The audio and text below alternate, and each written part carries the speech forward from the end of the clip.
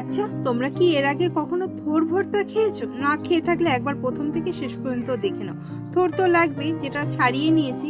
এবার গোল গোল করে রিং করে কেটে নেব। কেটে ভেতরে যে আঁশটা থাকে সেটা সম্পূর্ণ পরিষ্কার করে নিয়ে এবার জলে দিয়ে দেবো। একইভাবে আমি সবগুলোই কেটে নেব।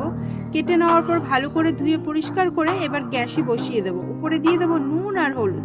জাস্ট 2 মিনিট ভালো করে ফুটিয়ে নেব। ফুটে উঠলে এবার জল ঝরিয়ে ঠান্ডা করে নেব। ঠান্ডা হয়ে গেলে এবার মিক্সার জারে দিয়ে দেবো। আর দিয়ে দেবো স্বাদ মতো, মানে ঝাল যে যতটা খাবে সেই মতো কাঁচা লঙ্কা।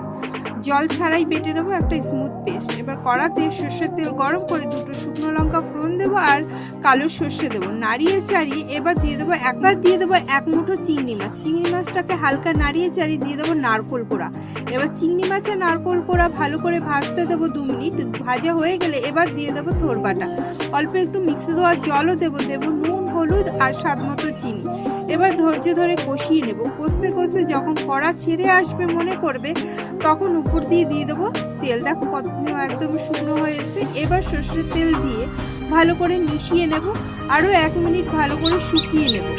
শুকিয়ে নেওয়ার পরে এবার পরিবেশন। গরম গরম ভাতে এই থোর বাটাটা জাস্ট একবার পরিবেশন করেই দেখো, যা স্বাদ হয়েছিল সেটা যদি তোমরা না খেয়ে থাকো তাহলে বুঝবেই।